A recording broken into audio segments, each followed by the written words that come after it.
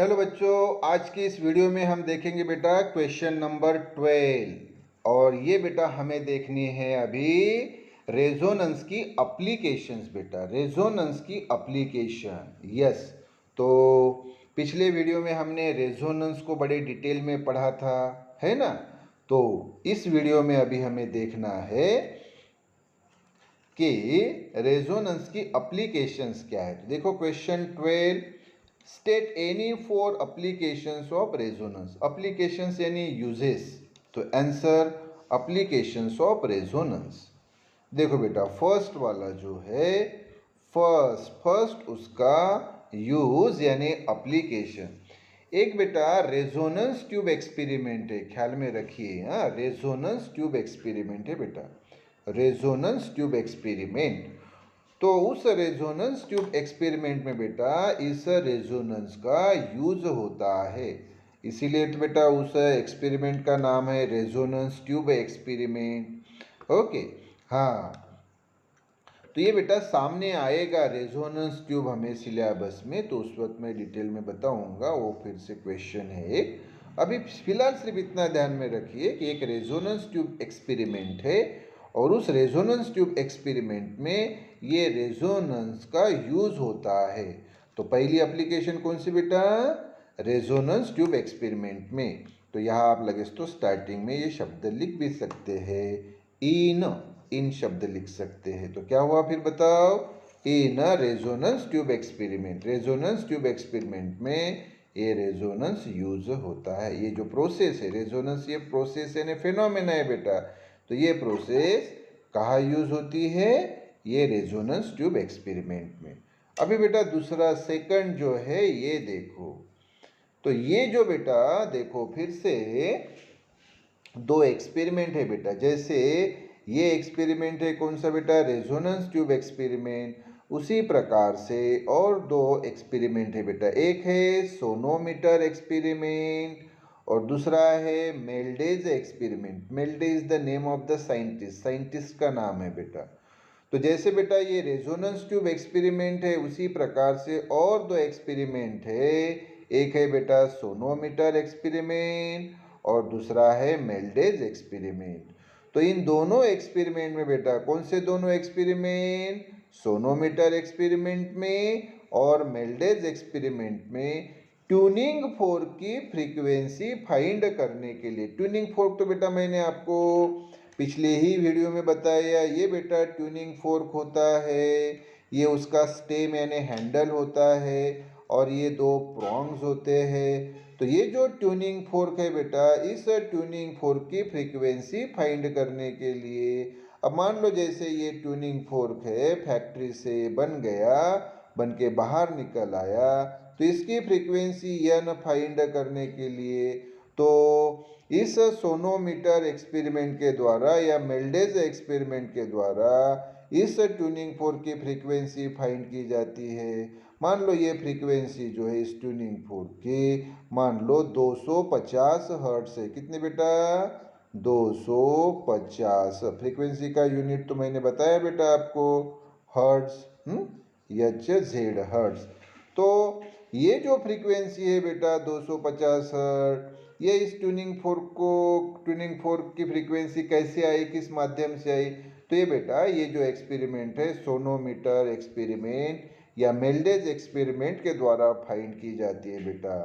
तो फिर मुझे बताओ क्या है सेकंड यूज, सेकंड यूज क्या है, तो very simple, the phenomena of resonance, यानी रेजोनेंस ये फेनोमेना यानी रेजोनेंस ये प्रोसेस इज यूज की जाती है to find the frequency of tuning fork, tuning fork की फ्रीक्वेंसी फाइंड करने के लिए in a sonometer and Melde's experiment. Sonometer experiment में या मेल्डेज एक्सपेरिमेंट में, यानी सोनोमीटर एक्सपेरिमेंट के द्वारा या फिर मेल्डेज एक्सपेरिमेंट के द्वारा किसी ट्यूनिंग फोर्क की फ्रीक्वेंसी ये फाइंड की जाती है कौन से प्रोसेस के द्वारा, रेजोनेंस इस प्रोसेस के द्वारा यानी फिनोमेना के द्वारा।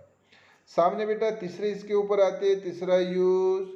तो थर्ड यूज देखो बेटा, क्या होता है ये तो मैंने अभी आपको ऑलरेडी पिछले वीडियो में बताया था। क्या बताया था बेटा? कि रेडियो स्टेशंस होते हैं। कौन से? जैसे मैंने बताया रेडियो मिर्ची, ये रेडियो स्टेशन। तो रेडियो मिर्ची या आकाशवाणी या विविध भारती, ये बेटा अलग अलग रेडियो स्टेशंस है ना। हमारे घर में क्या होता है? रेडियो होता है, रेडियो रिसीवर होता है। हाँ, तो अभी उदाहरण के लिए मैंने वहाँ भी बताया था, फिर से बता रहा हूँ कि मान लो रेडियो मिर्ची पे, रेडियो मिर्ची ये जो रेडियो स्टेशन है, वहाँ से आप गाने का प्रोग्राम सुन रहे हैं। ओके, तो उस गाने की फ्रीक्वेंसी और आपने आपके घर में जो रेडियो है, रेडियो रिसीवर है, उसकी फ्रीक्वेंसी सेम की, वो बटन के द्वारा, बटन होती है ना नॉब, फ्रीक्वेंसी नॉब होती है, फ्रीक्वेंसी की बटन। तो आपने फ्रीक्वेंसी कहाँ पे सेट की? रेडियो मिर्ची पे जो प्रोग्राम शुरू है उसके ऊपर। मतलब दोनों फ्रीक्वेंसी सेम होनी चाहिए। रेडियो स्टेशन से जो गाने का प्रोग्राम प्रसारित हो रहा है, टेलीकास्ट हो रहा है, उसकी फ्रीक्वेंसी, और आपके घर में जो ये रखा है रेडियो रिसीवर, उसकी फ्रीक्वेंसी जब मैच हो जाती है तो आप वो प्रोग्राम जो है गाने का या जो भी प्रोग्राम, वो क्लियरली सुन सकते हैं। क्यों सुन सकते हैं? क्योंकि वहाँ कौन सी प्रोसेस होती है? रेजोनेंस। और रेजोनेंस ये प्रोसेस होना है, यानी मैंने वो फार्मूला बताया था ना पिछले वीडियो में, क्या कि दोनों की फ्रीक्वेंसी से, दोनों की फ्रीक्वेंसी से, या एक्सटर्नल फोर्स यानी रेडियो स्टेशन, उसकी फ्रीक्वेंसी, और ये बॉडी यानी हमारे घर में जो रेडियो है उसकी फ्रीक्वेंसी, दोनों की फ्रीक्वेंसी मैच हुई तो रेजोनेंस ये प्रोसेस यानी फिनोमेना होता है, और आप वो प्रोग्राम जो है क्लियरली सुन सकते हैं। तो फिर बताओ क्या है तीसरा? For tuning different radio stations, अलग अलग रेडियो स्टेशंस ट्यून करने के लिए इन्हें रेडियो रिसीवर में है ना। अगर आपको मैंने अभी तो बताया रेडियो मिर्ची का प्रोग्राम सुनना है उस रेडियो स्टेशन का, तो उस फ्रीक्वेंसी को मैच करो अपने रेडियो रिसीवर में। वो जो बटन होती है, नॉब होती है, उसको घुमा के। या अगर आपको आकाशवाणी का प्रोग्राम सुनना है तो उसकी फ्रीक्वेंसी मैच करो अपने रेडियो रिसीवर में। या आपको विविध भारती का प्रोग्राम सुनना है तो उसकी फ्रीक्वेंसी मैच करो। सबकी फ्रीक्वेंसी अलग अलग रहती है। हाँ, तो थर्ड बेटा, for tuning different radio stations in A radio receiver the phenomena of resonance is use. अब चौथी इसके ऊपर आते हैं बेटा। देखो, ध्यान दो बेटा, क्या होते हैं? अलग अलग म्यूजिकल इंस्ट्रूमेंट्स होते हैं बेटा। म्यूजिकल इंस्ट्रूमेंट्स जैसे तबला चाटी या हारमोनियम, है ना, या सितार या गिटार या वीणा, ये म्यूजिकल इंस्ट्रूमेंट्स है बेटा। तो इन म्यूजिकल इंस्ट्रूमेंट्स को ट्यून करने के लिए हमें ये रेजोनेंस का फेनोमेना यानी प्रोसेस यूज करनी होती है।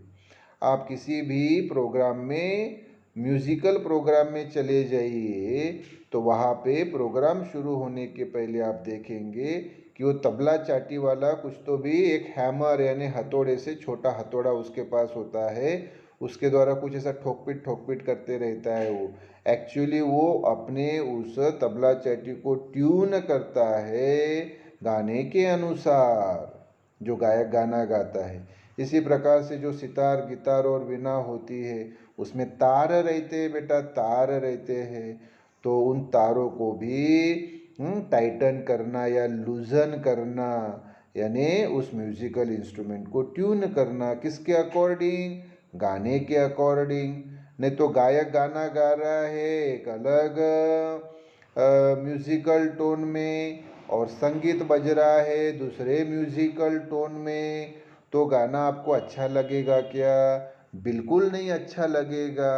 दोनों की जो ट्यूनिंग है वो सिंक्रोनाइज होनी चाहिए, यानी सेम रहनी चाहिए, तभी तो आपको गाना अच्छी तरह से सुनाई देगा कि नहीं। यस, तो फिर किसके लिए बताओ? फिर चौथा यूज इट इज़ यूज, यानी रेजोनेंस यूज किया जाता है इन म्यूजिकल इंस्ट्रूमेंट्स में, यानी संगीत वाद्यों में, टू ट्यून द इंस्ट्रूमेंट्स, उन इंस्ट्रूमेंट्स को ट्यून करने के लिए। तो ये हो गया बेटा क्वेश्चन। ओके यस, तो अगले वीडियो में बेटा हम अगला क्वेश्चन 13 देखेंगे। ओके बेटा।